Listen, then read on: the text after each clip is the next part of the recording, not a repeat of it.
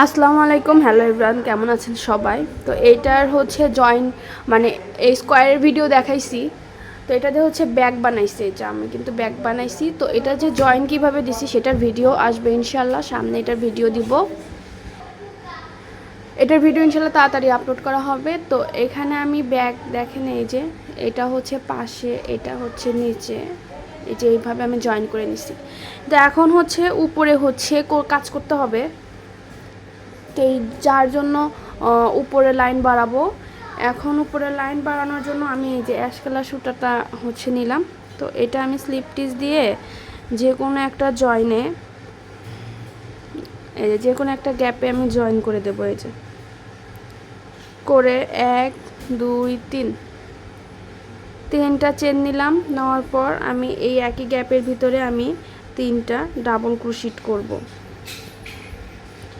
কোনো চেন নিব না, পরের গ্যাপে ডিরেক্ট চলে যাব, 3টা ডাবল ক্রোশেট করব।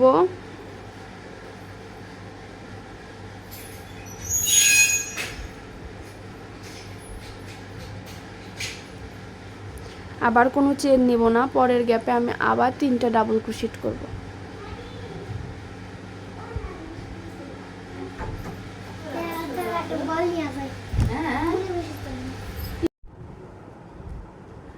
তো এই যে প্রত্যেকটা গ্যাপে, এখানে প্রত্যেকটা গ্যাপে এই যে এই কর্নারে যখন চলে আসলাম, মানে জয়েন্টে যখন চলে আসলাম, তখন এই গ্যাপের ভিতরে আমি 3টা ডাবল ক্রোশেট করব।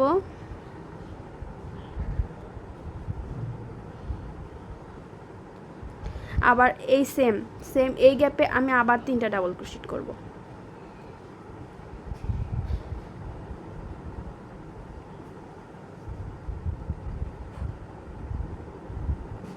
আবার এই গ্যাপে, পরের গ্যাপে আমি আবার 3টা ডাবল ক্রোশেট করব। তো এইভাবে প্রত্যেকটা গ্যাপে গ্যাপে আমি 3টা করে ডাবল ক্রোশেট করব। আর এক গ্যাপ থেকে আরেক গ্যাপে যাওয়ার জন্য আমি কোনো স্পেস ব্যবহার করব না, কোনো স্পেস হবে না। তো আমি এইভাবে পুরো লাইনটা কমপ্লিট করে নেব, সেম প্রত্যেকটা গ্যাপে 3টা করে ডাবল ক্রোশেট করে। তো এই যে আমার কিন্তু হচ্ছে পুরো লাইন কমপ্লিট। তো আমি এখানে যে এগুলো এই 3টা ডাবল ক্রোশেট স্লিপ টিচ করে আমি গ্যাপে চলে আসছি। এখন আমি এই গ্যাপে 3টা চেন নেব, 1 2 3, 3টা চেন নিলাম। চেন নেওয়ার পর আমি এখানে 3টা ডাবল ক্রোশেট নেব। আবার কোনো চেন নেব না, পরের গ্যাপে আবার 3টা ডাবল ক্রোশেট করব। তো আমি প্রথম লাইনটা যেভাবে করছি সেম প্রসেসে আমি দ্বিতীয় নাম্বার লাইনটাও, মানে দ্বিতীয় রাউন্ডটাও আমি এইভাবেই করব।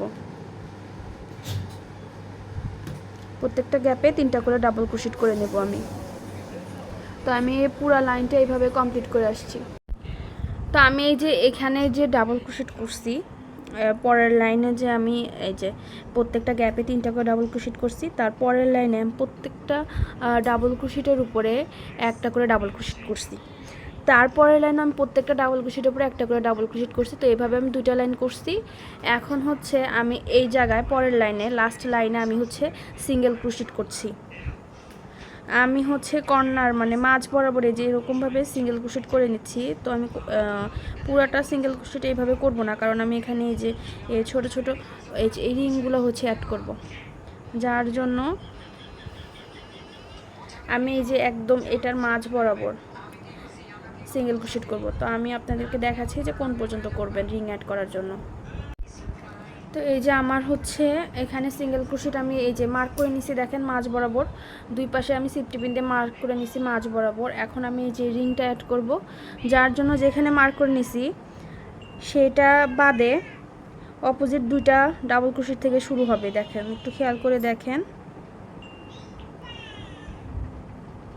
এই যে এই জায়গায় আমি একটা সিঙ্গেল ক্রোশেট করলাম, পরের গ্যাপে আরেকটা সিঙ্গেল ক্রোশেট করলাম।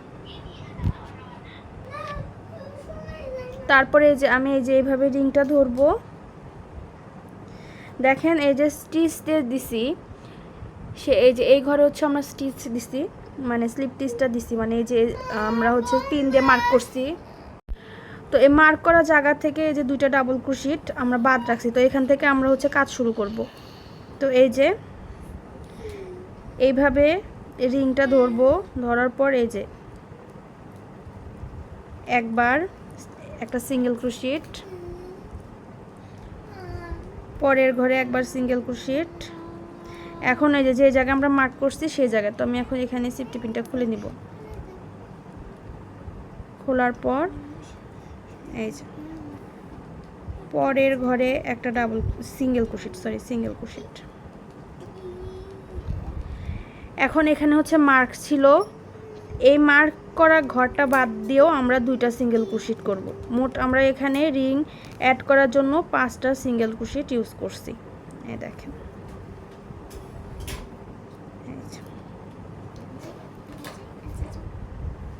5টা সিঙ্গেল ক্রোশেট ইউজ করছি।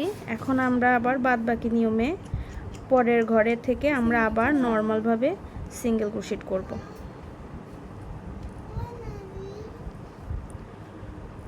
তো এটা যখন এইভাবে ঘোরাবেন, এই যে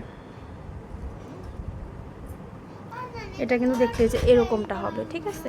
তো আমরা এইভাবে যে এক পাশে অ্যাড করছি, তো সেমভাবে এখানে যে মার্ক করছি সেই মার্ক করার জায়গায় আমরা আরেকটা রিং অ্যাড করে নেব। তো সেটা আমি অফ ক্যামেরায় করব, আর আমি এখন পুরাটা করে আপনাদের অফ ক্যামেরায় ফিরে আসছি। তো এই যে আমি কিন্তু এটা কিন্তু কমপ্লিট করে নিছি, দেখেন সিঙ্গেল ক্রোশেট পুরাটা কমপ্লিট করে নিছি। এখন হচ্ছে এটার বেল্ট, এই যে বেল্ট, তো এই বেল্টের 2 পাশে কিন্তু আমি লক লাগাই নিছি এই রিংয়ের সাথে লাগানোর জন্য। তো এটা হচ্ছে আমি এই যে এই কর্নারে এরকম,